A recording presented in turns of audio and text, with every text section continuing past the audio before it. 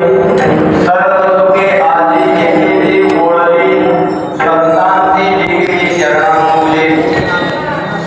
काळ होतो आठवीत मनी, विठ्ठली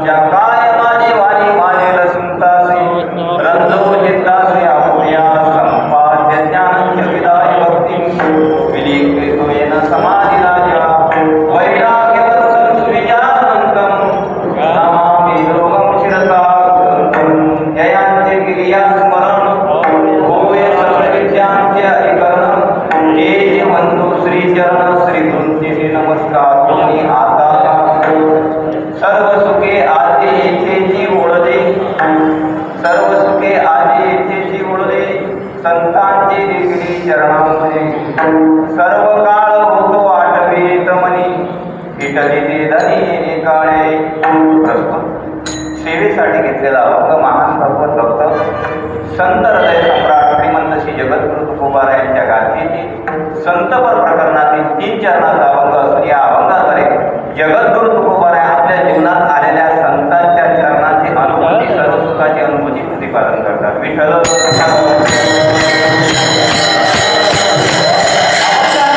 प्रतिपाद्य नाम सरळ अर्थ असा आहे. जगद्गुरु तुकोबारा म्हणतात ज्या सर्व सुखाच्या शोधामध्ये माझ्या जीवनामध्ये मी जी साधना केली त्या सर्व सुखाचा शोध मला इतरत्र कुठेही पाहायला मिळाला नाही आणि मी जेव्हा चिंतन संशोधन केलं त्याचं परिशीलन केलं त्यावेळेस माझ्या लक्षात आलं की ते एकमेव या जगामध्ये सर्व सुख कुठं असेल तर ते म्हणजे संतांच्या चरणाजवळ आहे. ते मला माझ्या जीवनात प्राप्त झालं. पण त्याच्यासाठी माझ्या जीवनात मी काय साधना केली तर तिसरं दुसरं काही केलं नाही. ज्या संतांच्या चरणाजवळ ते सर्व सुख मला मिळालं प्राप्त झालं त्या सर्व सुखांचा अशा असणाऱ्या संतांचा मी सर्व काळ माझ्या जीवनामध्ये आठवण केला त्यांचं चिंतन केलं त्याचा ध्यास घेतला आणि त्या संतांच्या कृपेमुळे ते मला सर्व सुख प्राप्त झालं. पण जगद्गुरु तुकोबाराला काही मंडळी विचारायला लागले की सर्व सुख थोडं काहीतरी वाचेने सांगा. तुकोबारा म्हणतात ते सर्व सुख प्राप्त झाल्यानंतर ही वाचा सुद्धा त्या ठिकाणी थांबत असते आणि म्हणून ते अशा पद्धतीने सांगू शकत नाही वाचेने. मग ते परिणामानं कसं जाणायचं. तुकोबारा म्हणतात जे चित्त जे असणारं मन चंचल आहे ते समाधानाला पावतं त्याच्यावरून आपण ओळखायचं की सर्व सुख प्राप्त झालं. विठ्ठल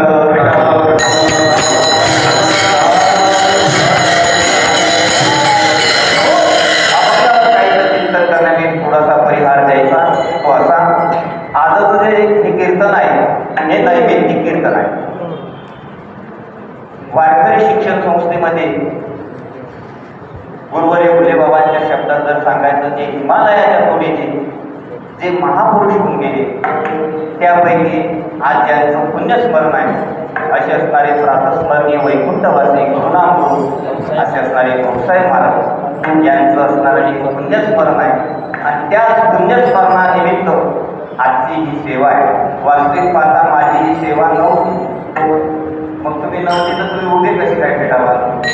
तर गुरुवर्य चंदीविनानांनी असे असणारे आपले अभिनव गंधर्व साधक पंढरनाथ बाबांच्या त्यांना आज्ञा केली पण काही कारणास्तव त्यांना सुतक पडल्यामुळे त्यांनी माझं नाव सुचवलं आणि मग नानांनी मला आज्ञा केली त्या आज्ञेसो आज मी या ठिकाणी उभा आहे.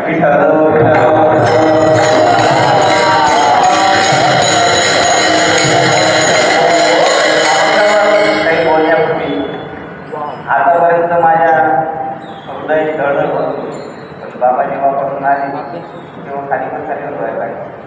म्हणून प्रथमतः या चिंतनाला सुरुवात करण्यापूर्वी एक साष्टांग प्रणिपात विनम्र दंडवत बाबांच्या चरणाशी गुरुवारी बाबांच्या चरणाशी घालतो.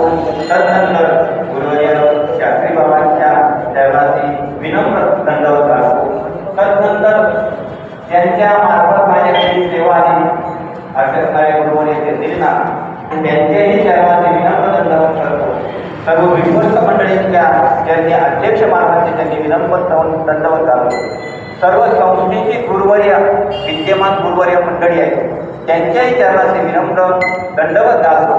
आणि आज असणारी ही जी साधक मंडळी आहे काही संस्थेच्या मार्फत सेवेकरी मंडळी आहे त्यांच्याही चरणाचे विनम्र दंडवत घालतो. कारण माझा या गादीवर उभा राहण्याचा अजिबात असा अधिकार नाही. काहीतरी तोडकी मोडकी ज्ञानोबा यांच्या पालखीसोबत काही पायी सेवा घडली असती आणि त्या सेवेकरता त्या सेवेतून ऋणही होण्याकरता माझ्याकडे ही सेवा आली असं मी माझं भाग्य समजतो. विठ्ठल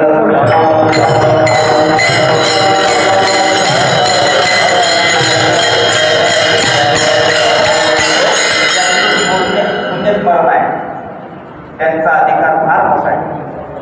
त्यांचं वर्णन माझ्यासारख्या छोट्याशा मुखाने करणं योग्य नव्हे. तर यदा कदाचित बाबा तुम्हाला साधकांना जेव्हा तेव्हा वेळ मिळेल, वाचन केल्याशिवाय भाऊसाहेबांचा अधिकार काय होता हे बाबांच्या मुखातून एखाद्या वेळेस खोलीमध्ये तुम्ही ऐकल्यानंतर खऱ्या अर्थाने त्यांची अशा पद्धतीची काय थोरपणा होता त्यांच्याकडे हे कळून येईल.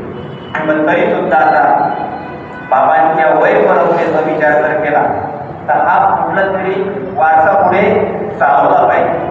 कुठलाही वारसा चालवला माझ्या वडिलांची मिळा देवा तुझी जन्मसेवा अशा पद्धतीने पुढील पिढीकडे हा वारसा या नात्याने जसं भाऊसाहेबांचं ऐकलेलं किंवा वाचलेलं चरित्र या माध्यमातून सांगता येईल. या अभंगाच्या द्वारे त्या पद्धतीने मी सांगण्याचा प्रयत्न करेन. विठ्ठल विठ्ठल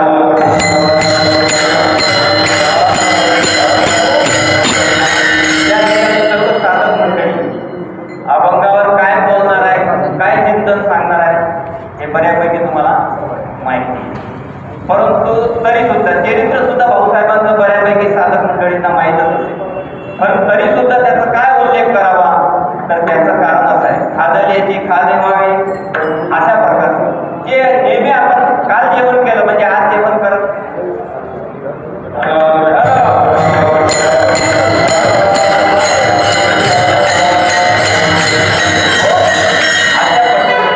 त्या ठिकाणी कितीही ऐकलं तेही प्राणाप्रव होते, आवडते जी मदती होते जे भक्त चरित्र भगवान परमात्मा म्हणतात जे भक्ताचं चरित्र गातात त्याचं वर्णन करतात ते मला प्राणापेक्षा सुद्धा आवडतात. विठ्ठल विठ्ठल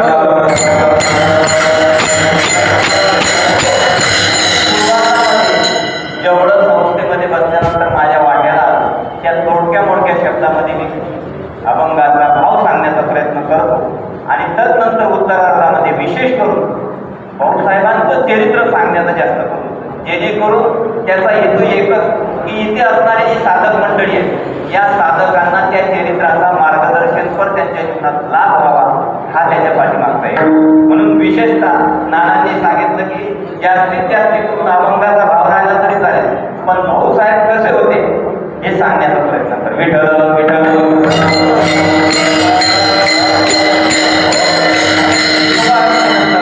आपल्या संकल्पित वेळेमध्ये भाऊसाहेबांचं चरित्र मी सांगण्याचा तुम्हाला मोठा प्रयत्न करणार आहे. प्रथमतः अभंगाकडे आपण बोलूया.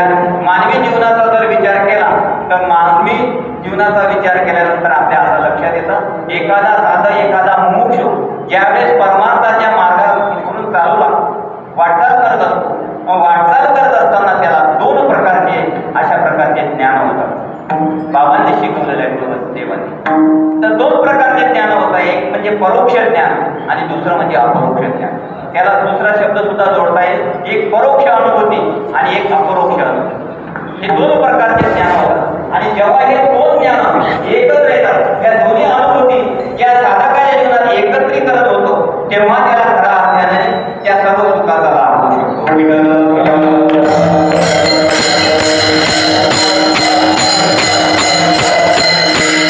परोक्ष ज्ञान कशाला म्हणायचं ते अप्रत्यक्ष आणि म्हणून संत वाङ्मयाच्या द्वारा शास्त्राच्या द्वारा जे आपल्याला सत्संगतीच्या द्वारा जे आपल्या कानावर पडतं किंवा वाचनात येतं याला परोक्ष ज्ञान म्हणतात. ते अप्रत्यक्ष प्रत्यक्ष नसतं आणि म्हणून जोपर्यंत प्रत्यक्ष ज्ञान होत नाही तोपर्यंत अप्रत्यक्ष ज्ञानावर राहावं लागतं, परोक्ष अनुभूतीवर राहावं लागतं. आणि म्हणून ही परोक्ष अनुभूती संत वाङ्मय करून देत असतात. सत्संगतीच्या द्वारे कथा कीर्तनाच्या द्वारे ते आपल्याला होतं. आणि म्हणून ब्रह्मसत्य जगन्मिथ्या जीव ब्रह्मैव नामरा हे कशावरून कळतं आपल्याला शास्त्रावरून कळतं. लटिका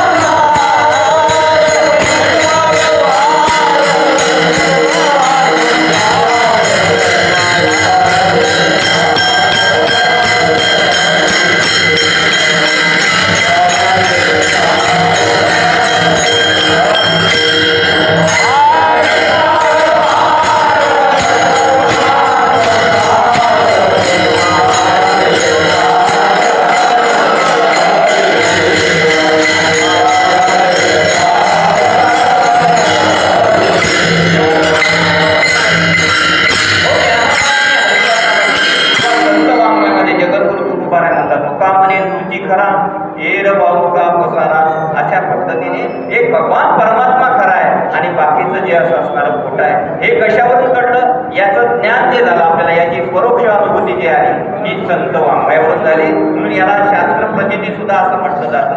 आणि म्हणून अशा पद्धतीने जे ज्ञान होतं, ते ज्ञान झाल्यानंतर मग काय होतं, जे असे असणारे उच्च कोटीचे साधक आहेत, उच्च कोटीचे अशा प्रकारचे मुमुक्ष आहेत, ते इथे थांबत नाही. तुमच्या आमच्या सर्वच्या गाड्या या ठिकाणीच थांबलेल्या आहेत. परंतु याच्याही पुढे एक असा असणारा वर्ग आहे ज्याला मुमुक्ष म्हटलं जातं. जो साधक आहे तो प्रयत्नाची खरी काढता. कारण जोपर्यंत ते साध्य, इच्छित साध्य प्राप्त होत नाही तोपर्यंत मनाची तळमळ ते कदापि थांबू देत नाही. कारण कोण भेटे सांगेचा, अशा पुसावेची ह्याची वाढे जे जे भेटे. आणि जोपर्यंत ती इच्छित साध्य प्राप्त होत नाही तोपर्यंत ते प्रत्येकाला विचारत राहतात, केव्हा मिळेल केव्हा मिळेल. वास्तविक पाहता संतांच्या संगतीत गेल्यानंतर हे दोन्ही अशा प्रकारच्या परोक्ष ज्ञानाची आणि अपरोक्ष ज्ञानाची आपल्याला अनुभूती येते. नाटाच्या अभंगामध्ये एक सुंदर अभंग कडवा आलेला आहे. बैसता संताचे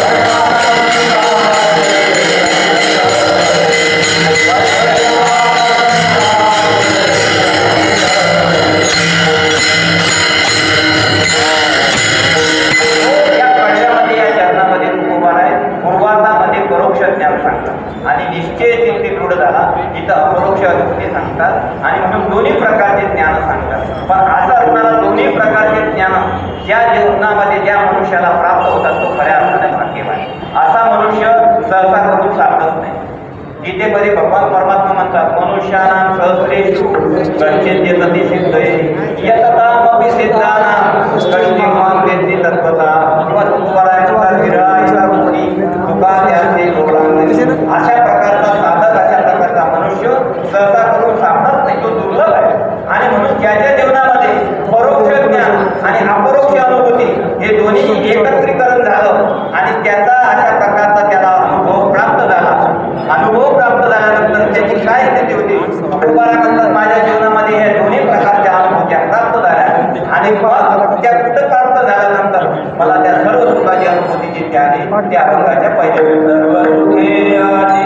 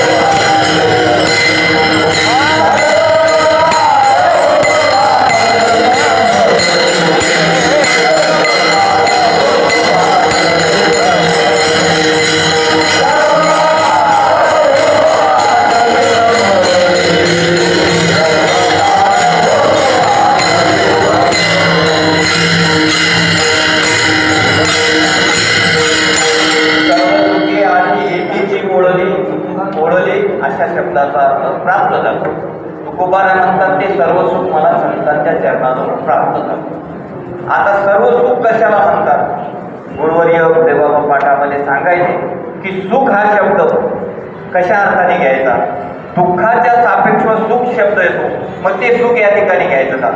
तर ते सुख नाही. तर याला तुकोबाराने सर्व हा अशा प्रकारचं विशेषण लावलेलं आहे. सर्व सुख म्हटलेलं आहे म्हणजे दुःखाच्या सापेक्ष येणारं जे सुख आहे ते सुख या ठिकाणी अपेक्षित नाही. त्याचे पुढचं अशा प्रकारचं याला सर्व सुख म्हटलं जातं. ते सर्व सुख निश्चितच तुकोबारायांना प्राप्त झालं असेल. ते सर्व सुख कशाला म्हणतात याच्याकरता आपल्याला थोडंसं चिंतन करावं लागेल.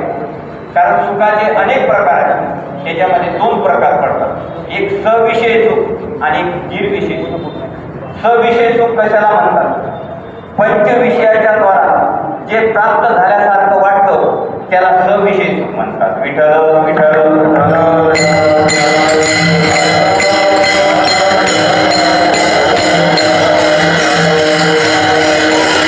अशा असणाऱ्या पंचविषयापासून जे प्राप्त झाल्यासारखं वाटतं त्याला सविषय सुख म्हणतात.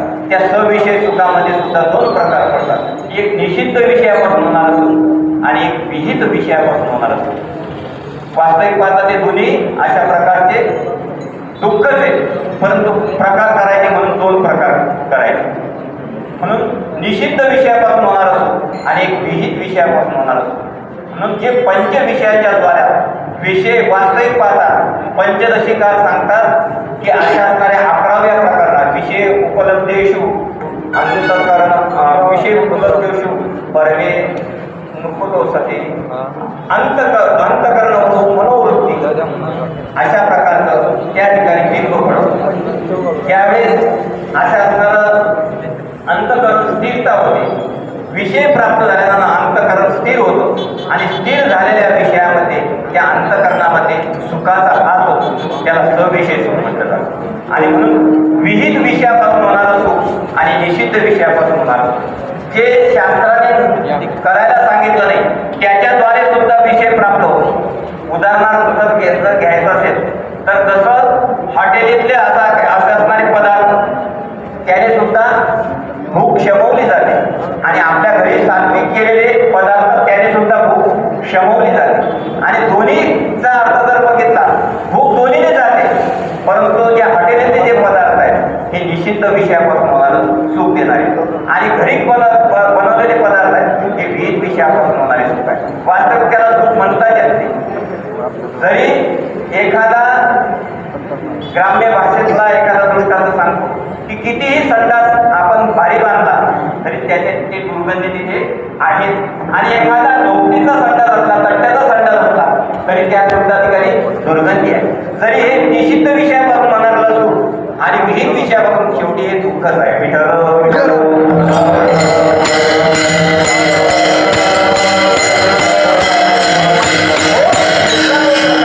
तो निर्विषय सुख आहे.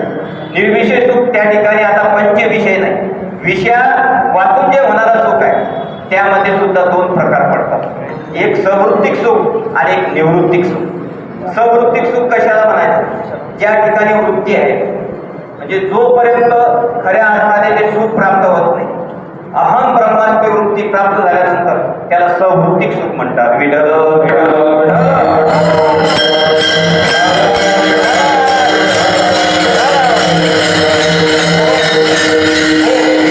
सत्कर्मे अशेष अज्ञान विरामे जयाचे अहम विश्रामे आत्मवृत्ती. त्या ठिकाणी किंबहुना सोय जीव आत्मयातील आहे ते जे होय तया नाम सुख. वास्तविक पाहता विषयामध्ये सुख नाही, त्या ठिकाणी निर्विषय सुख आहे आणि म्हणून त्या ठिकाणी अज्ञानही गेलेलं आहे. देहाच्या ठिकाणचं मी माझं पण हे सुद्धा त्या ठिकाणी गेलेलं आहे. आता अहम ब्रह्मास्मी वृत्ती धारण केलेली आहे. तुका म्हणे मग नाही वृत्तीवरील लोकांचे शेजारी गौड येण अशा पद्धतीचं त्याला त्या ठिकाणी. मग सवृत्तिक सुख कशाला म्हणायचं की जोपर्यंत तो वृत्तीवर आहे तो अहम ब्रह्मास्मी म्हणतोय. आता देहाच्या ठिकाणचा मी आणि माझं पण गेलेलं आहे आणि मी माझं गेल्यानंतर ज्या वृत्तीने अहम ब्रह्मास्मी वृत्तीने मी आणि माझं घालवलेलं आहे. आता अहम ब्रह्मकृतीवर तो धारण झालेला आहे. पण अहम ब्रह्माची वृत्ती सुद्धा बाबा पाठामध्ये सांगतात की ती सुद्धा वृत्ती अशा प्रकारची जशी ती मी माझं पण घातक आहे त्याप्रमाणे अहम ब्रह्माची वृत्ती सुद्धा घातकच आहे. विठ्ठल पाठामध्ये जसा खेड्या गावातला एखादा शेतकरी आहे, शेतात पेरणी करण्याकरता गेला, पेरणी करता करता त्याला अशा पद्धतीचा काटा मोडला, पायात रुतला काटा, आणि काटा रुतल्यानंतर मग तो काटा काढण्यासाठी त्या ठिकाणी कुठलं साधन, मग तो काय करतो, शेजारच्या बाबतीतच काटा काढतो आणि काटा काढल्यानंतर हा काटा काढल्यानंतर मग तो असं करत नाही की या काट्याचे खूप उपकार झाले म्हणून त्याला खिशात ठेवत नाही, त्याचा त्या काट्याचा सुद्धा त्याग करतो, दोन्ही टाक्याचा त्याग करतो. म्हणून ज्या पद्धतीने सवृत्तिक सुख घातक आहे, अहम ब्रह्मास्मी ही वृत्ती सुद्धा घातक आहे, तशी त्या पद्धतीने मी माझं हे सुद्धा घातक आहे, दोन्ही आहे. मग निवृत्तिक सुखावर जेव्हापर्यंत येत नाही तोपर्यंत खऱ्या अर्थाने सर्व सुख, खऱ्या अर्थाने जो आनंद आहे तो त्याला प्राप्त होत नाही. विठ्ठल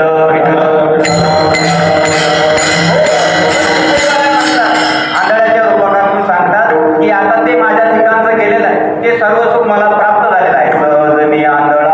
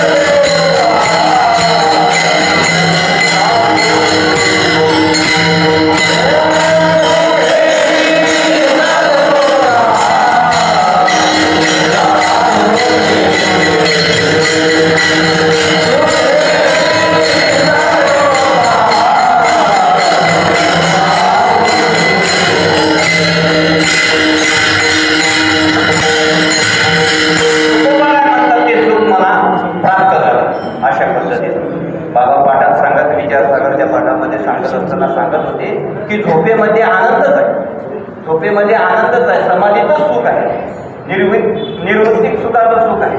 परंतु त्या ठिकाणी जी वृत्ती आहे ती वृत्ती अज्ञानामध्ये लीन झाल्यामुळे त्या खऱ्या अर्थानं त्याला सर्व सुख असं म्हणता येईल आणि म्हणूनच मनुष्य प्रवृत्त होतो झोपेमध्ये.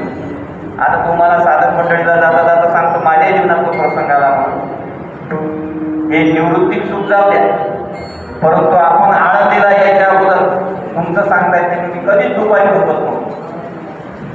दुपारी झोपायची सवय आळंदीत लागली. याचं कारण सांगतो, शेजार बाजारची गावं सुंदर प्रकारे मधुपुरी आली, तिच्यात चपात्या, त्याच्यामध्ये थालपीठं, त्याच्यामध्ये बेसन, त्याच्यामध्ये वेगवेगळ्या प्रकारच्या भाज्या आणि मग अशा पद्धतीचं तो केव्हा येईल तो मधुकरी घेऊन.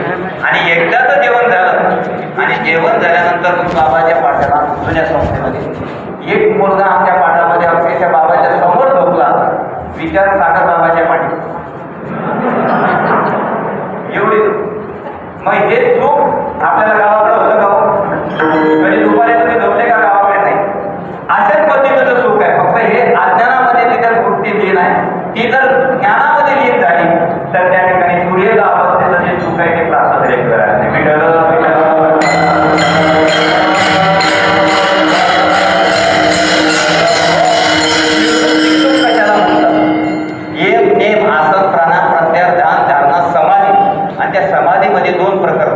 एक निर्विकल्प समाधी, एक सविकल्प समाधी.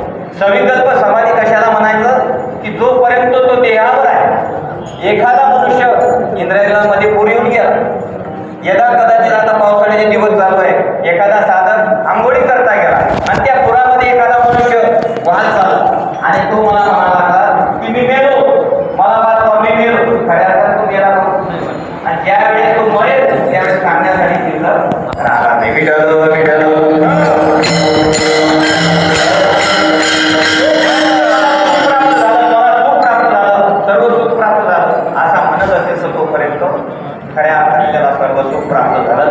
ज्या दिवशी त्याला प्राप्त होईल त्या दिवशी तो सांगण्यासाठी शिल्लक राहत नाही आणि म्हणून त्याला नित्यानंदा पुढे आनंद तो असं सर्व सुखाच्या पुढे. मग हे जे सुख आहे प्रापंचिक सुख आहे हे त्या ठिकाणी जे काले वेदानुवादा ज्या सुखाची न करावे मर्यादा त्या सुखाचे सुख संपदा मग भक्त सदा येते. कारण नाथ महाराज म्हणतात भगवान परमात्म्याच्या मुखाची उभी आहे की भगवान परमात्मा म्हणतात ते सुख जे आहे ते माझे भक्त आहे, माझे संत मंडळी आहे, साधक मंडळी आहे, रात्रंदिवस ते सर्व सुखाचा अनुभूती त्या ठिकाणी घेत असतात.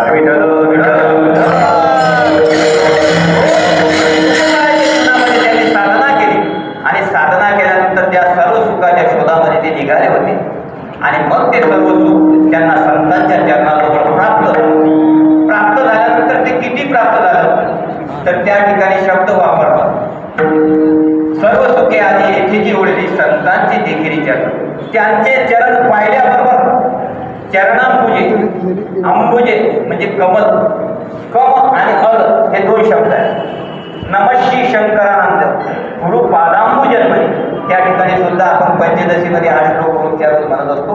त्या ठिकाणी सुद्धा गुरूंच्या संतांच्या चरणाला पायाला अशा प्रकारचे कमलाची उपमा दिलेली आहे. पण त्याच्यामध्ये एक दुसरा अर्थ दडलेला आहे की जसं कम आणि अल म्हणजे पुरे म्हणेपर्यंत सर्व सुख प्राप्त झालं, पण ते किती झालं त्याचं मोजमाप सांगता येत नाही.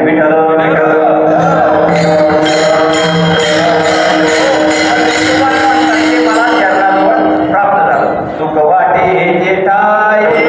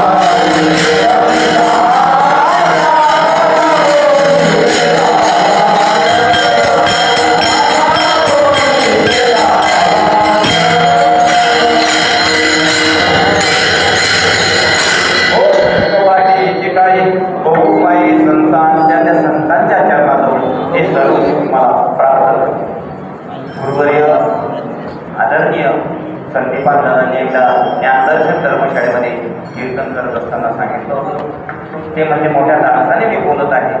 एखाद्या वेळेस कारण संतांजवळ हे जे सर्व सुख प्राप्त झालं हे भगवंताच्या मार्फत प्राप्त झालं. कारण भगवान परमात्मा हा सुखरूप आहे. सुखरूप आहेचा तुझ्या कोण सांगा माझ्या अशा प्रकारचं हे सर्व सुख देणारा परमात्मा असल्या कारणाने त्या संतांच्या चरणाजवळ ते असतं. कारण देवते संत निमित्त त्यांच्या मुखात मी एक वाक्य सांगतो. त्यांनी असं सांगितलं होतं की भगवान परमात्म्याचे एखाद्या वेळेस चरण प्राप्त झाल्यानंतर पाय प्राप्त झाल्यानंतर सर्व सुख प्राप्त होईल पण संत मिळणार. परंतु एखाद्या वेळेस ज्ञानोबाराय तुकोबाराय जोग महाराज आजे करून आपल्या संस्थेची सर्व संत मंडळी हे प्राप्त झाल्यानंतर यांच्या संतांच्या पायाचं चरणाचं दर्शन झाल्यानंतर निश्चित पांडुरंगाचं दर्शन झाल्याशिवाय राहणार नाही. विठ्ठल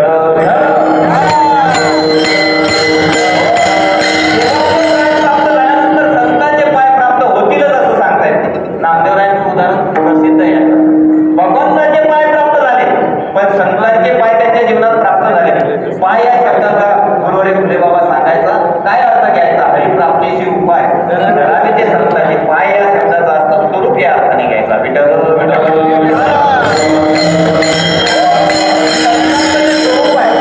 सुखरूप आहे आणि जे सुखरूप असं असणारं त्याचं जे मूळ केंद्र आहे.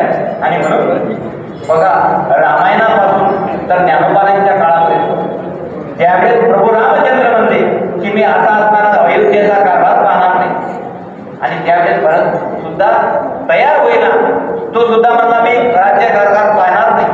शेवटी वशिष्ठ ऋषी आणि ऋषी मुनींनी त्याचा मधला मार्ग काढला. म्हणजे असं करूया दोघांचंही अशा प्रकारचं समाधान होईल जेणेकरून रस्ता काढला. संत महात्म्याने सांगितलं प्रभू तुमच्या चरण पादुका अशा असणाऱ्या भरताजवळ देवा. सिंहासनावर चरण पादुका राहते आणि अशा पद्धतीने यांचे जे नियम आहेत भरताचे ते नियम पाळून हे राज्यकारभार चालवतील. मग भरत आणि म्हणून रामायणा काळापासून त्याच्याही पूर्वीच्या काळापासून चरण पादुकांना विशेष महत्व आहे. आजही ज्ञानोबा आहे. अनेक लोकांना त्या चरण पादुका समवेत सर्वांना ते सुखाचा लाभ प्राप्त करून देतात.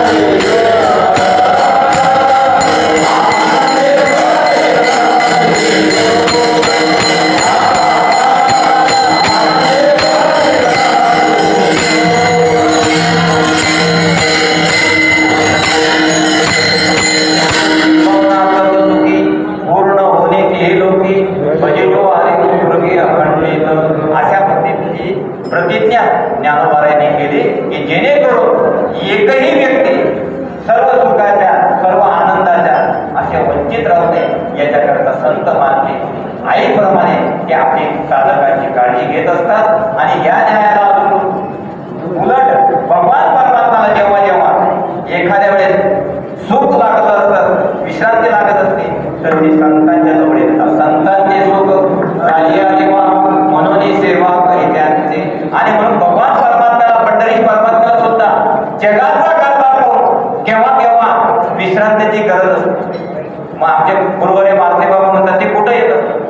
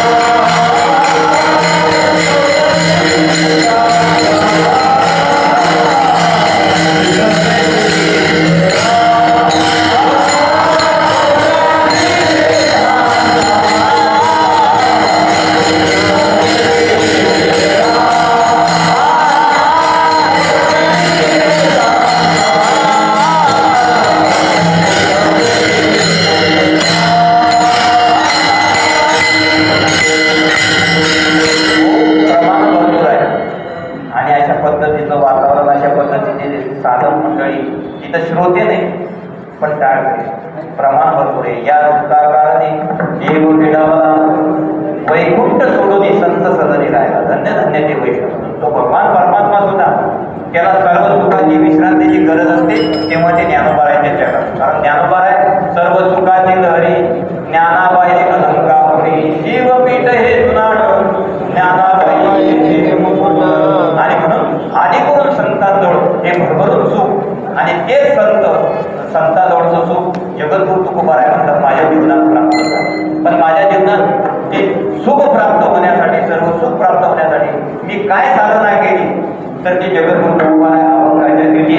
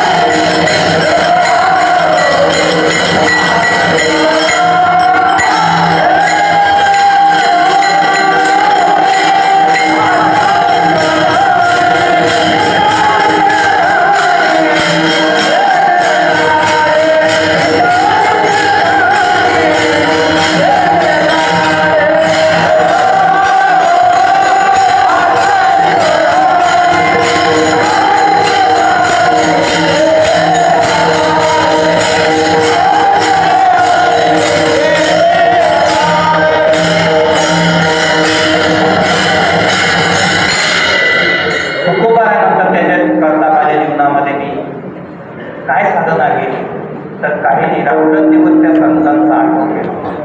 आता इथं उत्तर आपल्याला जे तुम्हाला नाही पण मला जे सर्व सुख प्राप्त होत नाही याच्यासाठी नेमकं कारण काय याचीच आपली गडबड आहे.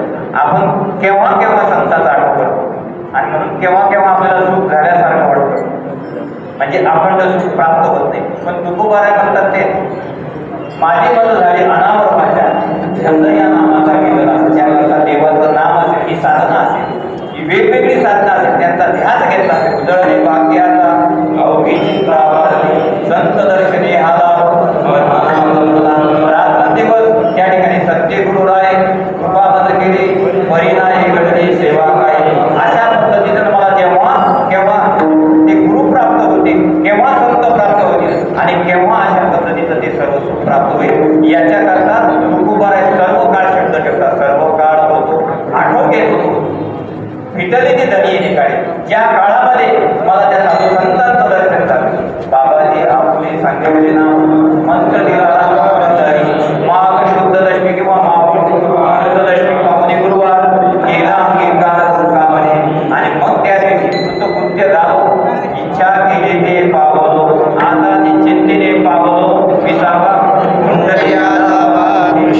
त्या पद्धतीने मला ते तो काळ म्हणजे ज्या दिवशी भगवंत त्या दिवशी असा असणारे संतांच्या पायाजवळ ते सर्व सुख प्राप्त झालं म्हणजे या अर्थाने तो काळ घ्यायचा. आणि या दुसरा अर्थ असा आहे की या कलियुगामध्ये संतांचे जोपर्यंत प्राप्त पाय होत नाही तोपर्यंत खऱ्या अर्थाने मनुष्याचा उद्धार. कारण नाथ महाराजांचा पुरावा आहे हरिप्राप्तीचे उपाय धरावली संतांचे पाय एकच उपाय म्हणजे तो कोणता तर ते संत पाय. आणि अशा पद्धतीने जे संत आपल्याला लाभले खऱ्या अर्थानं आपलं आपण सर्व साधक मंडळी भाग्यवान आहे की आपल्या संस्थेचे आपण दास आहे सेवक आहे अनुयायी आहे शिष्य आहे आणि म्हणून खऱ्या अर्थाने आपण खरंच भाग्यवान आहे. आपलं वर्णन काय करावं अशा पद्धतीचं वर्णन आहे. आणि म्हणून जे संत प्राप्त झाले त्यांचा केव्हा अशा प्रकारचा आपल्या जीवनामध्ये अभिन्न अपमान होणार नाही आणि त्यांचा नित्य ध्यास त्यांचा नित्य आठवण आपल्या जीवनात जर केलं तर तुकोबारायला जसं सर्व सुख प्राप्त झालं तसं निश्चित आपल्या जीवनात ते सर्व सुख प्राप्त झाल्याशिवाय राहणार नाही. आणि बोलण्यासारखं भरपूर आहे पण अभंगाचं चिंतन बाजूला ठेवतो. आणि भाऊसाहेबांचं चरित्र अत्यंत महत्वाचं आहे. आपल्या संस्थेची फार शिस्त कडक आहे. गुरुवर्य वैद्य बाबांच्या सोबत काही ठिकाणी कीर्तनाला जाण्याचा प्रसंग आहे आणि म्हणून बाबांचं कीर्तन जर 7:09 असायचं तर बाबा 7:45 पेटावा तयार असायचे आणि 9ला 5 कमी मिनिटं असताना बाबा कीर्तन सोडायचे. अशा पद्धतीची आपल्या संस्थेची शिस्त आहे. आणि म्हणून नानाने परंतु पाऊस आला होता थोडंसं उशीर झाला 6:15 कीर्तन सुरू झालं पण 6:15 जरी सुरू झालं तर मी 8ला संपवलं.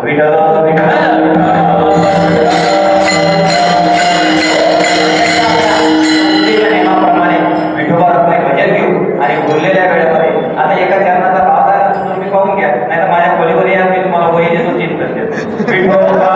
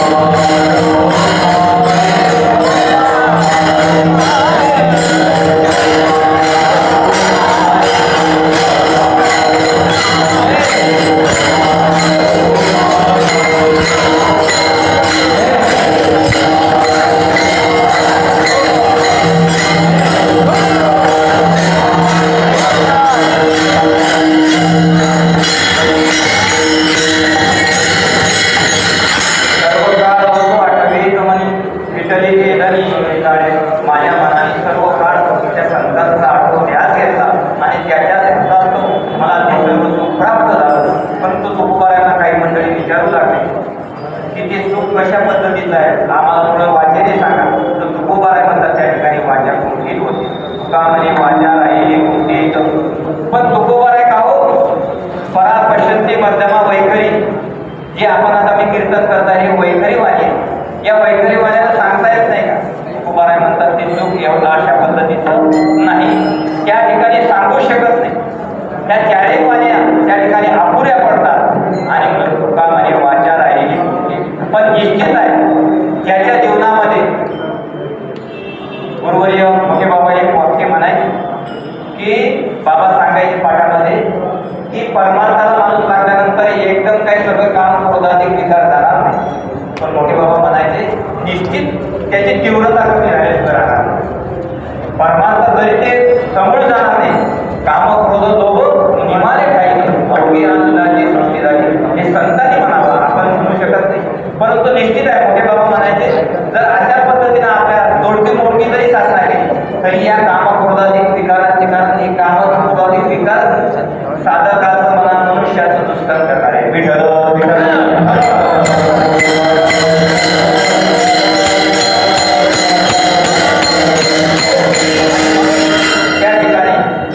तीव्रता निश्चितच कमी होते आणि म्हणून अशा पद्धतीचा आपल्या जीवनामध्ये निश्चितच सत्संग या संस्थेच्या पाठाच्या माध्यमातून आपल्याला गुरुदेवांचं दर्शन का दर्शनी प्रशस्ती पुण्य होईल अशा पुण्यवंत व्हावे आणि अशा प्रकारचं दर्शन एक दुर्लभ दर्शन आपल्याला रोज घडते. ते सुलभ आहे. किती लाखो रुपये देऊन एखाद्या कोट्याधीश जरी असला म्हणून देऊच्या ठिकाणी ज्यावेळेस लोकार्पण सोहळा झाला आणि सगळ्या संप्रदायाने ठरवलं की माननीय महामाई देशाचे पंतप्रधान यांच्या मूर्तीला लावून बसण्याचा अधिकार फक्त गुरुदेवांचा आहे, आपल्या बाबांचा. आणि म्हणून अशा पद्धतीचं व्यक्तो हिमालयाच्या तोडीची माणसं आणि म्हणून अनेक जगातले सुख प्राप्त होईल. ते देहाला सुख देऊ शकतील पण मनाला सुख देऊ शकणार नाही. पण बाबांच्या चरणावर, नानांच्या चरणावर, शास्त्री महाराजांच्या चरणावर, परमेश्वर बाबांच्या चरणावर एकदा मस्तक ठेवलं की अशा पद्धतीचं तो अशी असणारी अनुभूती आपल्याला आलाशी राहणार. बाकीचे जे लौकिकातले सुख आहे गाडी खोडी बंगला वगैरे हे देहाला सुख देऊ शकतील पण या देहाच्या मध्ये जे अंतःकरण आहे त्या अंतःकरणाचे 4 विभाग आहेत मन बुद्धी चित्त आणि अहंकार. या मनाला शांत जर करायचं असेल तर एकच उपाय ते म्हणजे संतांचे चरण झालेली सेवा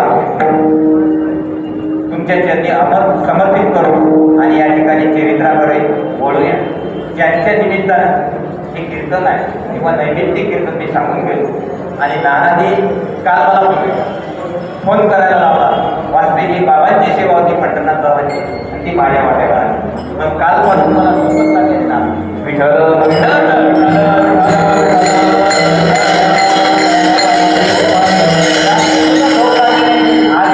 जेवण करून गेल्यानंतर सुद्धा झोप लागली नाही. लय झोपण्याचा प्रयत्न केला पण ते सगळे चिंतनातले श्लोक ते सर्व आठवायचे. कसं काय सांगता येईल कसं काय सांगता येईल पण तरी सुद्धा संतांनी कृपा जर केली तर सर्व अशा प्रकारचं साध्य होत असतं. या न्यायाला अनुसरून जसा थोडा मोठा भाव सांगण्याचा प्रयत्न केला. आपल्या गुरुपरंपरेपर्यंत मी सांगून गेलो सुरुवातीला की अधिकार संपन्न व्यक्ती होऊन गेली. त्यामध्ये असे असणारे प्रातस्मृती वैकुंठवर्ती भाऊसाहेबांचा अशा प्रकारचं अग्रगणी नाव घ्यावंच लागेल. आणि आज त्यांची भाऊसाहेबांचं जीवन हे अलौकिक अशा पद्धतीचं होतं. आता लौकिक चरित्र आणि अलौकिक चरित्र याच्यामध्ये 2 प्रकार आहेत. लौकिक चरित्र पाहिलं तर त्यांचं फारसं अशा पद्धतीचं त्याच्यातून घेण्यासारखं काही ते तुमच्या माझ्या जीवनात घडतं तसंच त्यांच्या जीवनामध्ये घडतं. परंतु अलौकिक चरित्र जर बघितलं तर त्यांच्या हातात माळ जरी नसते तरी त्यांचं कधी अशा पद्धतीचं नामचिंतन बनवत नाही. हा केवढा अलौकिक चरित्राचा भाग आहे. दुसरी गोष्ट म्हणजे संस्थेमध्ये त्यांना स्नान करताना कोणीच पाहिजे नाही. विठ्ठल विठ्ठल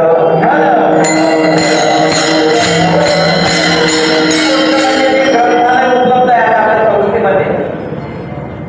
भविष्यात होऊन गेलं असेल सांगता येत नाही पण भूतकाळात होऊन गेलं असेल सांगता येत नाही पण भविष्यात हे संपूर्ण लायब्ररी संपूर्ण ग्रंथालय वाचून काढली ती फक्त एकटे भाऊसाहेबांनी. विठ्ठल विठ्ठल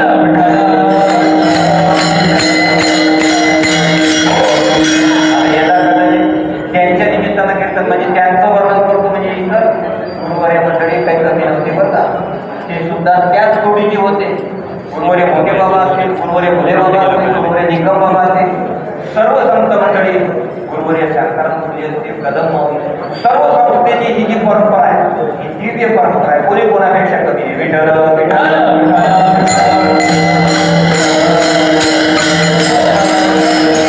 अशा पद्धतीने भाऊसाहेबांचा जन्म मानोरा तालुका असं असणारं वरोली नावाचं एक गाव. पूर्वी हे जे गाव होतं हे यवतमाळ आणि अशा असणाऱ्या अकोला जिल्ह्याच्या सीमेवर, यवतमाळ आणि अशा असणाऱ्या अकोला जिल्ह्याचा काही भाग काढून जो निर्माण जिल्हा झाला त्याला वाशिम जिल्हा म्हणतात. मानोरा तालुका आणि त्या ठिकाणी वरोली नावाचं गाव, अशा पद्धतीचं त्या ठिकाणी भाऊसाहेबांचा जन्म झाला. तर त्या ठिकाणी त्यांचे वडील आणि त्यांची आई राहत होती. त्यांच्या वडिलांचं नाव हिराजी गावंडे पाटील आणि आईचं नाव रुक्मिणी. आणि अशा पद्धतीने या दोघांच्या पोटी हे पुत्ररत्न जन्माला येणार.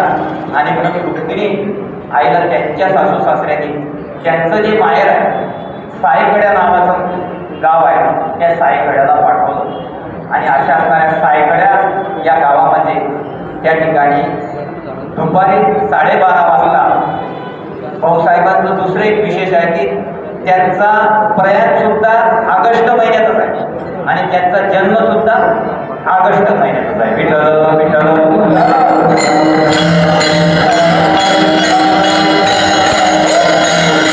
15 ऑगस्ट 1896 मध्ये दुपारी 12:30 वाजता त्यांचा जन्म झाला.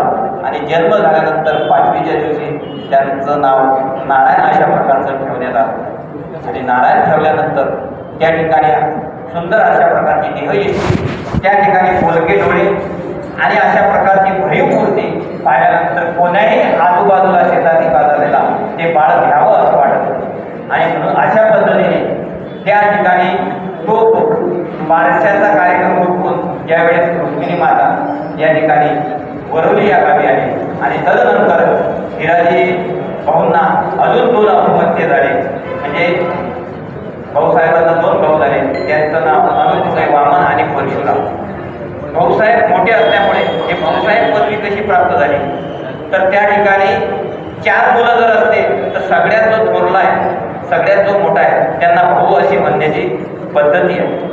आपल्या पुणे जिल्ह्यात सुद्धा दादा म्हणण्याची पद्धत आहे, लहानाला अण्णा म्हणण्याची पद्धत आहे. तर त्या पद्धतीप्रमाणे सर्व घरातले मंडळी भाऊसाहेबांना भाऊ या नावाने संबोधित असत. पुढे अशा पद्धतीचं त्या ठिकाणी शालेय वर्गामध्ये घातल्यानंतर त्यांच्या वडिलांना एक अशा प्रकारची अनुभूती प्रचिती आली की भाऊसाहेब पुण्यामध्ये फारसे खेळत नाही, मुलामध्ये मिसळत नाही. जरी शाळेमध्ये गेले तर ते एकांतामध्ये जाऊन बसतात, फारसे खेळ खेळत नाही, पण अभ्यास केल्याशिवाय राहत. आणि म्हणून गावात घरी आल्यानंतर सुद्धा फारसे कोणामध्ये खेळायला जात नव्हते. आणि आई वडील म्हणायचे, अरे बाकीचे मुलं खेळतात, तू घरीच राहतो, तू जा खेळायला. त्यावेळी ते जात नव्हते. मग मुलांच्या विरहित एखादा छंद, एखादा असा वाचक त्या पद्धतीने त्यांचं जीवन घालवत होते. आणि असं करता करता प्राथमिक शिक्षण त्या ठिकाणी वरोली गावामध्ये पूर्ण झाल्यानंतर उत्तम प्रकारे त्या ठिकाणी मार्क पडले. आणि मार्क पडल्यानंतर गावातल्या लोकांनी म्हणले, हिराजी पाटील तुमचा मुलगा हुशार दिसतो, तुम्ही आता यांना अशा प्रकारचं यवतमाळला घाला. आणि इंग्रजी शाळेमध्ये त्या ठिकाणी मग भाऊसाहेबांना घातलं. आणि पहिल्या क्रमांकाने मॅट्रिकची अर्थात 10वीची परीक्षा पास झाली. आणि पास झाल्यानंतर मग त्या ठिकाणी त्यांच्या वडिलांचा आणि आईचा आनंद गगनात मावेना सगळा. आणि मग त्या ठिकाणी काही मंडळींनी, गावातली मंडळी, काही नातेवाईक मंडळींनी सांगितलं की खूप अशा पद्धतीचं सैल धारवत बुद्धी आहे, बुद्धिमत्ता महान आहे. आणि म्हणून आता यवतमाळला यांना ठेवू नका, यांना कुठेतरी लांब शिक्षणाकरता पाठवा, 11वी 12वी करता. म्हणून त्या ठिकाणी काही ओळखीच्या नुसार त्यांना इंदोरला पाठवण्यात आलं. पण इंदोरला गेल्यानंतर त्या ठिकाणी भाऊसाहेबांना करणे तिथं उदासीनता वाटली. आणि मग त्या ठिकाणी विचार केला, काही दिवस राहिल्यानंतर निर्णय घेतला आणि पत्राने कळवलं की बाबा मला इथे करमत नाही, मला शिक्षणासाठी दुसरीकडे जायचं आहे. म्हणून काही मंडळीने विचार सांगितला की इंदोरला नाही पण पुण्याला पाठवा. तिथून भाऊसाहेबांना पुण्याला पाठवलं आणि पुण्याला पाठवल्यानंतर त्या ठिकाणी मग फर्ग्युसन कॉलेजमध्ये प्रवेश केला. त्या काळामध्ये फर्ग्युसन कॉलेजमध्ये त्या ठिकाणी 1917 साली 16 साली त्या ठिकाणी फर्ग्युसन कॉलेजमध्ये भाऊसाहेबांनी प्रवेश घेतला आणि प्रवेश घेतल्यानंतर त्या ठिकाणी प्राचार्य गुरुदेव वासुदेव अभ्यंकर यांच्या हाताखाली भाऊसाहेबांनी सर्व तत्वज्ञानाचा संस्कृत आणि मराठी विषय घेऊन 1920 साली म्हणजे जोग महाराज गेले त्या कालखंडामध्ये त्या सणामध्ये भाऊसाहेबांनी अशा प्रकारचं BEd पूर्ण केलं. विठ्ठल विठ्ठल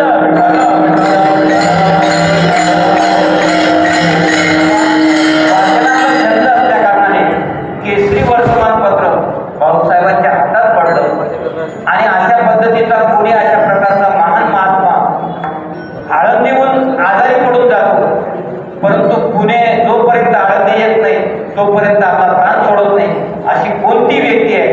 आणि असा जोग महाराजांच्या निमित्तानं जमलेला जनसागर ही बातमी ज्यावेळेस वाचतील त्यावेळेस यांचं मला केव्हा दर्शन होईल असं झालं. पण योगायोगाने त्या शिक्षणाच्या ह्याच्यामध्ये महाराजांचं 1920 साली निधन झालं. 1917 साली आपली संस्था त्या ठिकाणी महाराजांनी अर्थात जोग महाराजांनी स्थापन केली. तिथून पुढे कॉलेज याचं शिक्षण पूर्ण करून ज्यावेळेस ते गावी गेले आणि गावी गेल्यानंतर एवढं उच्च शिक्षण असल्या कारणाला नोकरीला त्या काळामध्ये अडचण आहे म्हणून दिग्रस या गावी त्यांना शिक्षकाची नोकरी लागली न पैसे देतात आणि असं दिल्यानंतर त्या ठिकाणी त्या शाळेतले सर्व जे ज्येष्ठ मंडळी आहेत मग भाऊसाहेबांना नारायण मास्तर या नावाने संबोधू लागले आणि संबोधू लागल्यानंतर मग त्या ठिकाणी असं शिक्षण घेत असताना आई वडिलांच्या मनात सहज प्राप्त झालं की आपला मुलाचं आता शिक्षणही पूर्ण झालं आणि विवाह योग्य वय झालं. भाऊसाहेबांचा विवाह केला, सुंदर प्रकारे कन्या बघितली आणि विवाह झाला. पण विवाह संपन्न झाल्यानंतर त्या ठिकाणी प्रपंचामध्ये असं काही की एखादा साधा माणूस होता त्याच्या जीवनात संसाराचे संकट येतात. तो किती पराकोटीचा संत जरी असला साधक जरी असला किंवा भक्त जरी असला तर त्याच्या जीवनात संकट येणारे आहे. विठ्ठल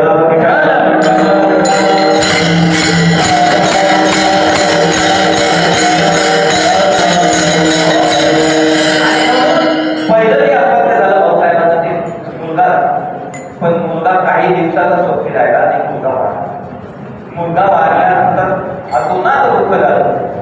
ते दुःख सरतो ना सरतो तर त्या ठिकाणी मंडळी आजारी पडली, पत्नी आजारी पडली, काही केलं ताप जायला आणि त्याच्यातच पत्नीचाही मृत्यू झाला, प्रयाण झालं आणि प्रयाण झाल्यानंतर भाऊसाहेबांना 2 अपत्य झालं होतं, एक मुलगा आणि एक मुलगी. आणि मग त्या ठिकाणी मन खिन्न झालं, मुलगाही गेला आणि पत्नी गेला, साहजिक आहे मला. आणि मग संसाराची वाता झाली आणि मग मनाने ठरवलं की आता देशाची सेवा करायची.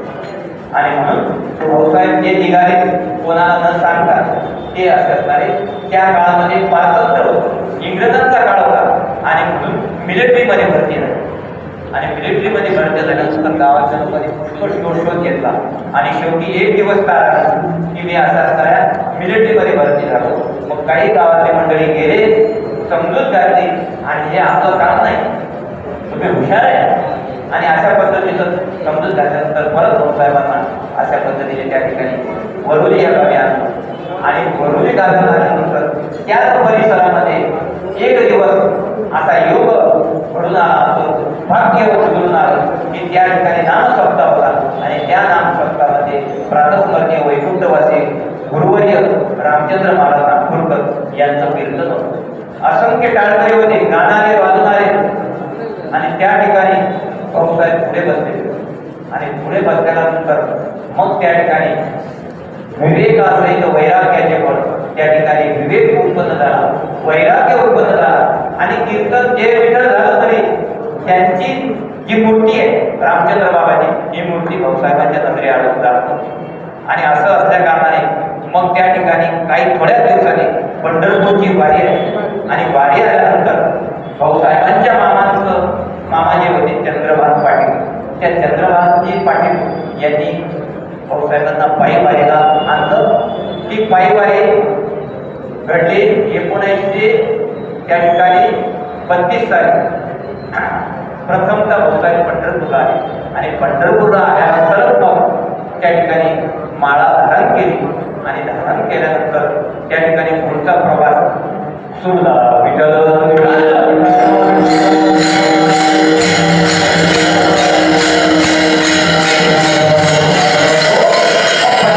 त्या ठिकाणी एक कीर्तन ऐकलं होतं, पण त्यांच्याशी बोलणं झालं नाही म्हणून पंढरपुरामध्ये आवर्जून भाऊसाहेब रामचंद्र महाराजांच्या दर्शनाला गेले आणि मला तुमच्याशी काहीतरी थोडंसं बोलायचं म्हणून बाजूला नेलं आणि संपूर्ण इतिहास पाठीमागचा सांगितला. रामचंद्र बाबा म्हणजे काही काळजी करू नका, तुम्हाला देवाने बाजूला केलं प्रपंचातून, आता पुन्हा तिच्या सोडू नका, उरलेलं आयुष्य असं असणार परमार्थामध्ये मी तुमची सोय लावतो, काही काळजी करू नका. आणि म्हणून त्या ठिकाणी चातुर्मास केल्यानंतर स्वतः रामचंद्र बाबांनी त्यांना आळंदीला आणलं आणि आळंदीला आणल्यानंतर मामांचा आणि रामचंद्र महाराजांचा फार अशा प्रकारचा घनिष्ठ संबंध होता.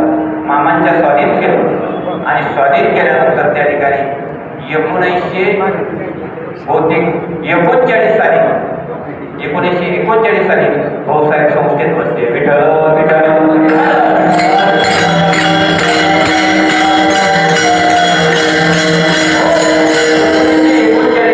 4 वर्ष चरित्रामध्ये लिहिलेलं आहे. बाबांना नाही माहिती, भाऊसाहेबांना फार तो अभ्यासक्रम अवघड गेला. एवढी मोठी पदवी होती त्याच्यामुळे ते व्याकरण आणि ते काहीच अवघड गेलं. 4 वर्ष एक अशा पद्धतीने उत्तम प्रकारे अभ्यास केला. माझे गुरुवर एक काका सांगायचे, जेव्हा मारुती बाबा संस्थेत बसण्याकरता आले त्यावेळेस बाबांना पहिल्या वर्षात बसवलं नाही, डायरेक्ट दुसऱ्या वर्षापासून बसवलं. विठ्ठल विठ्ठल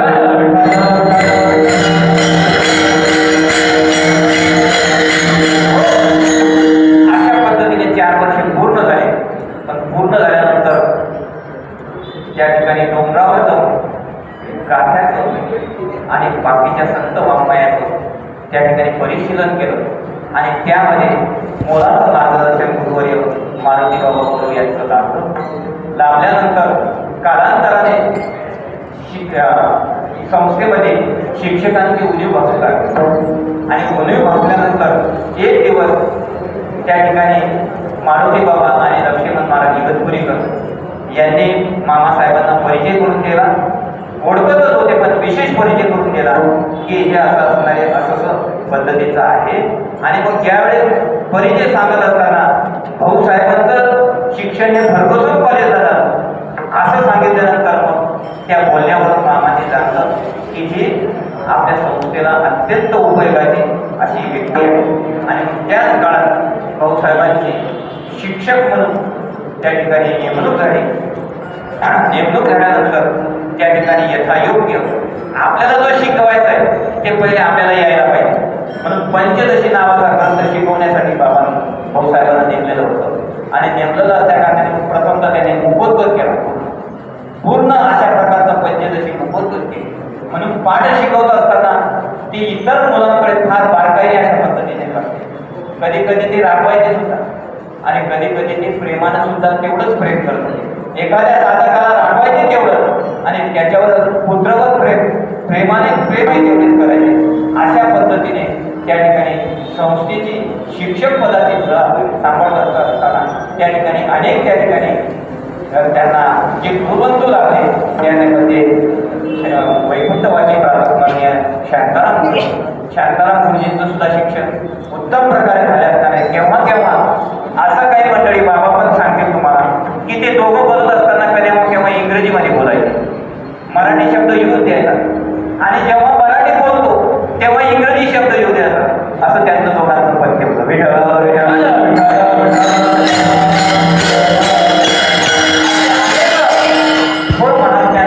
त्या ठिकाणी मग भाऊसाहेबांना सहवास झाला. गुरुवर्य मोठे बाबा असतील मग त्यांचा सुद्धा सहवास झाला. वास्तविक काही मंडळीच्या मनात की बाबांचे त्यांचे मतभेद होते. मतभेद असायलाच पाहिजे, मनभेद नसायला पाहिजे. विठ्ठल विठ्ठल आमच्या गुरुवर्य काकांवर एकदा त्यांनी वर्णन केलं की गुरुवर्य मोठे बाबांचं जे ब्रह्मचर्य आहे याला तोड नाही, नैतिक ब्रह्मचर्य. हे भाऊसाहेबांनी मोठे बाबांचं वर्णन केलं. विठ्ठल विठ्ठल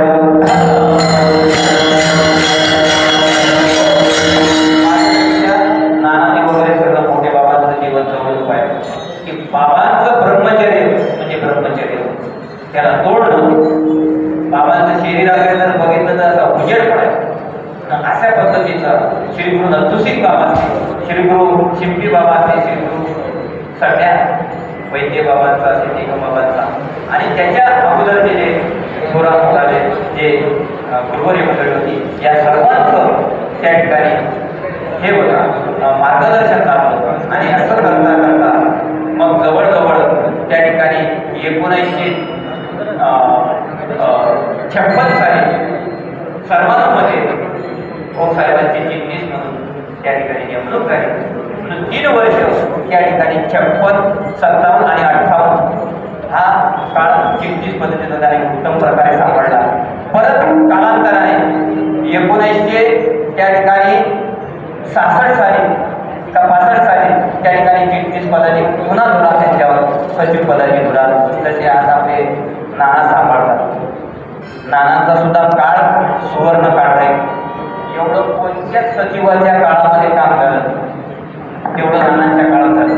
संस्थेच्या लोकपालांची पुण्यतिथीची शताब्दी, संस्थेची शताब्दी, एवढं मोठं तिकडचं बांधकाम, हे बांधकाम परत इकडे बांधकाम, वर्णन नाही बरं का, इथं कीर्तन केलं म्हणून हे वस्तुस्थिती आहे. विठ्ठल विठ्ठल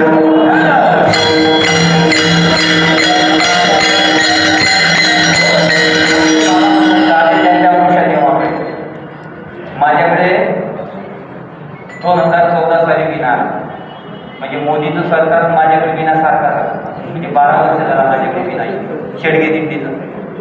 पण त्या काळामध्ये तो विना घ्यायला मान घ्यायला सोपं वाटलं. माऊलीच्या पालखी समोर आपल्याला उभा राहिला. पण तो विना गळ्यात घातल्यानंतर त्याचे काटे काय होतात हे मलाच माहिती. तसं सचिवपदाची धुरा एखादं पद माणसाकडे येत असतं, पण त्या पदाखालचं अनेक संकट दुःख असतात, काटे उतत असतात. ते सहन करणारी शक्ती व्यक्ती सहन करू शकते. मान जेवढा मिळतो तेवढा अपमानही पचावा लागतो, तरच त्याचं जीवन उज्ज्वल होत असतं. विठ्ठल विठ्ठल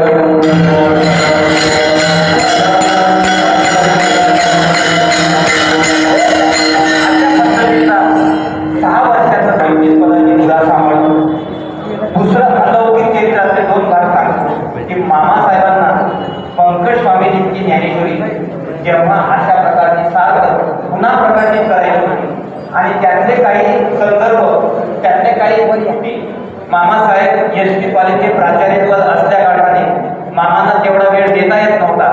आणि म्हणून गुरुवर्य मोठे बाबांच्या मार्गदर्शनाखाली मोठे बाबांनी नाव सुचवलं की असे असणारे भाऊसाहेब हे उत्तम प्रकारे काम करू शकते आणि संपूर्ण सार्थ ज्ञानेश्वरीचं काम हे भाऊसाहेबांनी केले.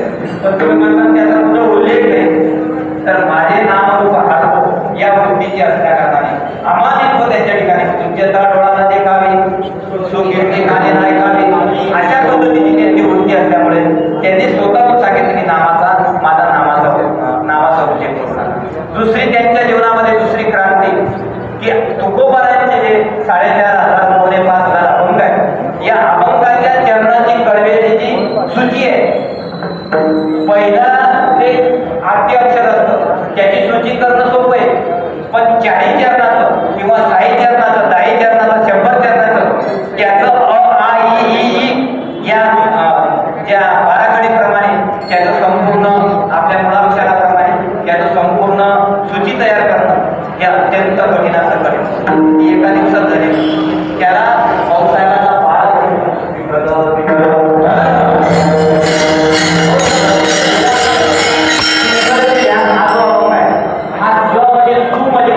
जर सुंदर एवढा किंवा दुकाने माझे हे सर्व सुख एवढं कीर्तन केलं तर तुमच्या लक्षात राहिलं तो संपूर्ण अवर्ग सापडतो. म्हणून साधकाच्या दृष्टिकोनातून किंवा अभ्यासाच्या दृष्टिकोनातून तो असा प्रकाशित असणारा तो गाथा आहे, तो अत्यंत मोलाचा आहे. आणि म्हणून प्रथमता वारकरी संप्रदायामध्ये गुरुसाहेबांची चरणाची जे अभंग चुकीचं काम केलं ते भाऊसाहेबांनी केलं आणि म्हणून खऱ्या अर्थाने ज्ञानेश्वरीचं आणि इतरही अशा प्रकारचं. पण तुम्ही आता एवढंच काम केलं का नाही ना?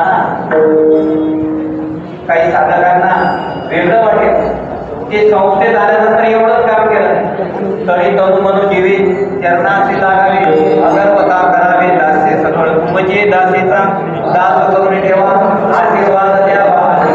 पूर्वी आपली संस्था होती ती संस्था चालवायला लागत होती. आपली वेळ संपत आली. लाकडं फोडण्याचं काम कंदील लावण्याचं काम त्या अशी असणारी जुनी विहीर आहे त्या विहिरीतून पाणी काढण्याचं काम हे स्वतः साधत नव्हते करत. स्वतः असे असणारे सर्व गुरुवरी मंडळी भाऊसाहेब सुद्धा करत होते.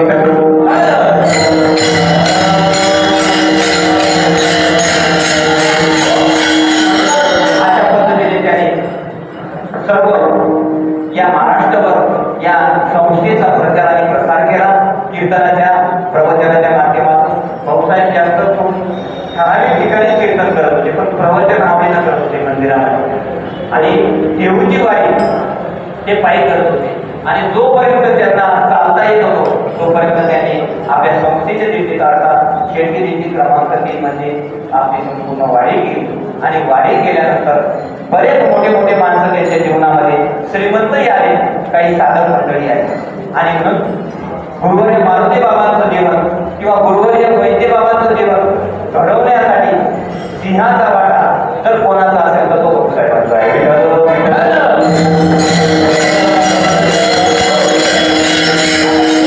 भाऊसाहेब पाहिले पण काही मंडळीनं गुरुवर्य बोधे बाबांना पाहिलं, काही मंडळीनं पाहिलं, काही साधकांनी नवीन पाहिलं. म्हणजे गुरुवर्य बोधे बाबा म्हणजे भाऊसाहेब.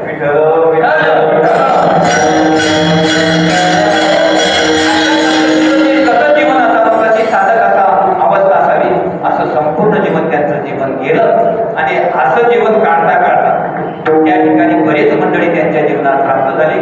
मग माधव बागेतल्या सप्ताची जबाबदारी मुंबईतील माधवबाग असे असणारे कोंडाजी शेठ खाडगे यांनी सुरू केलेला तो नाम सप्ताह.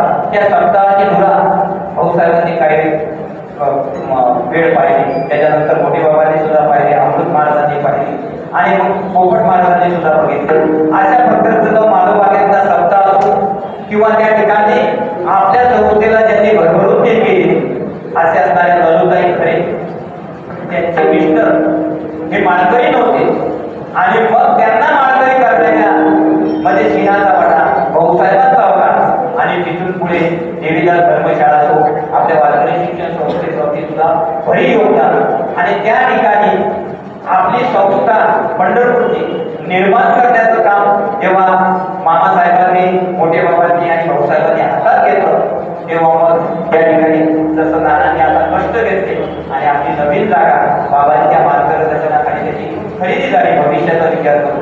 त्या काळामध्ये ही संस्था मोडकळीत झाली होती आणि ती उभारायची म्हणून मोठे बाबांनी भाऊसाहेबांनी आणि इतर सर्व मंडळींनी त्या ठिकाणी ते काम केलं. अशा प्रकारचं त्यांचं कार्य जेवढं वर्णन करावं तेवढा थोडा आहे. आपली वेळ संपलेली आहे. अशा पद्धतीचं जीवन जगता जगता त्या ठिकाणी भाऊसाहेब एका आषाढीच्या वारीला त्या ठिकाणी आषाढीच्या अगोदर आजारी पडले आणि आजारी पडल्यानंतर त्या ठिकाणी खरे साहेब म्हणजे नलुताईंचे मिस्टर, नलुताईंचं माहेर पुणे दिवेकर आणि त्यांना दिलेलं होतं खरेंच्या घराण्यात अशा पद्धतीचं. आणि मग खरे साहेब स्वतः गाडी घेऊन आले आणि भाऊसाहेबांना उपचार करण्यासाठी मुंबईला दिलं. आणि मुंबईला दिल्यानंतर त्या ठिकाणी अनेक उपचार करण्याचं ठरवलं आणि ठरवल्यानंतर मग डॉक्टरांनी असं सांगितलं की भाऊसाहेबांना जो आजार झाला तो त्यांच्या छातीमध्ये कफ अडकलेला आहे आणि ते काढायचं असेल तर आपल्या भारतामध्ये यंत्र. मग ते यंत्र पुढं मिळेल ते म्हणजे फक्त अमेरिकेमध्ये. तर त्या काळामध्ये अशा असणाऱ्या नलुताईंच्या त्या कन्या आहे तिचं नाव पद्मिनी. त्या पद्मिनीने सांगितलं पप्पा आई कितीही पैसे जाऊ द्या पण भाऊसाहेबाकरता आपण ते यंत्र मागूया. म्हणून त्या काळामध्ये पोस्टाच्या मार्फत काही मंडळीच्या मार्फत ते यंत्र आणलं. त्यानंतर भाऊसाहेबांना थोडं बरं वाटलं आणि बरं वाटल्यानंतर पुन्हा त्या ठिकाणी आळंदीमध्ये आणले. आळंदीत आणल्यानंतर त्याच्या अगोदरचा जो काळ आहे चिटणीस पदाची धुरा झाल्यानंतर 1972 साली त्या ठिकाणी श्रीरामबाबांच्या माध्यमातून त्या ठिकाणी देवगड संस्थान मिळालं आणि मिळाल्यानंतर त्या ठिकाणी गुरुवर्य भास्करगिरी बाबांची नेमणूक आहे आणि नेमणूक झाल्यानंतर मग वय परत वेळ भाऊसाहेबांना शिकवण्याचं थोडं कमी झालं आणि कमी झाल्यानंतर मग आमच्या गुरुवर्य काकाने सांगितलं की भाऊसाहेब अशा पद्धतीचं एक स्थान आहे आणि फार निवांत आणि म्हणून त्या ठिकाणी त्यांच्या आग्रहावर एकदा देवगडला गेले आणि देवगडला गेल्यानंतर त्यांना समाधान वाटलं आणि त्या ठिकाणी त्या असणाऱ्या त्या वयाच्या दृष्टिकोनातून बाबांनी त्यांची पूर्ण सेवा केली आणि हा जो आता फोटो आहे पाठीमागे हा फोटो देवगडचाच आता त्या ठिकाणी नंतर भवन बांधलं पुढे जुनी खोली होती त्या जुन्या खोलीतला हा फोटो आहे हा चोरून काढलेला फोटो आहे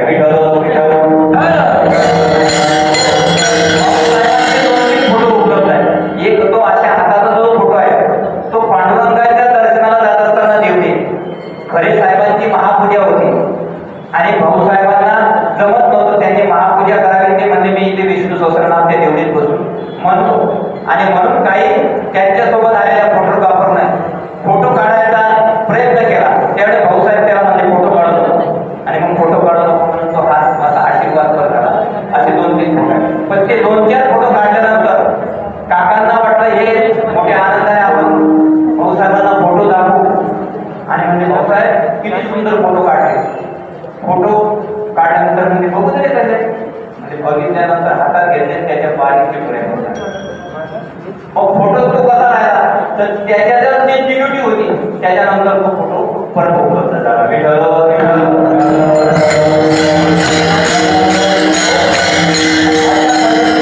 जीवन त्यांनी जगलं आणि मग शेवटी देवगडला सुद्धा देवगडचे बाबा काकांना बोलले की भाऊसाहेब हे वारकरी शिक्षण संस्थेचे अध्यापक खऱ्या अर्थाने विश्वस्तानी अध्यापक आणि ही देवगड संस्था आहे इथे आपण पर्सनली नाही भाऊसाहेबांचं उद्या कमी जास्त झालं तर ते आपल्याला हे होईल आणि संस्थेला पण योग्य वाटणार नाही आणि म्हणून जनार्दन आपण आळंदीला भाऊसाहेबांना घेऊन जाऊ आणि म्हणून त्याच्या अगोदरची जी आषाढीची वारी आहे ती दिवेकरांच्याच गाडीमध्ये झाल्यानंतर पुन्हा त्याच गाडीमध्ये भाऊसाहेबांना जुन्या संस्थेमध्ये ठेवण्यात आलं आणि अशा पद्धतीने माऊलींची पालखी परत आली आणि परत आल्यानंतर त्या ठिकाणी भाऊसाहेबांना वाटलं आता देह सोडायला हरकत नाही असे 2-3 दिवस गेले पंचमीचा सण झाला आणि असा असणारा 2 ऑगस्ट 1987 साली त्या ठिकाणी भाऊसाहेबांचं खऱ्या अर्थाने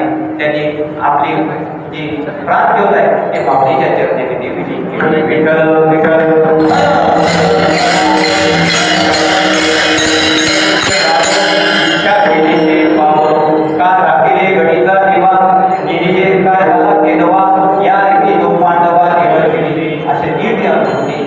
त्या ठिकाणी आपल्याला या देवीचा द्वारा प्राप्त हो तुमचंही जीवन जाज्वल्य घडो उज्ज्वल घडो यशस्वी घडो असा भाऊसाहेबांच्या जगात आपण आशीर्वाद मागूया पुण्यवंत व्हावे एवढा संविधान झाले संतांच्या नावाचा उल्लेख जर केला तर देवाला आनंद होतो म्हणून झालेली सेवा त्या संतांच्या चरणी आजपर्यंत या ठिकाणी सेवेला ज्ञानेश्वर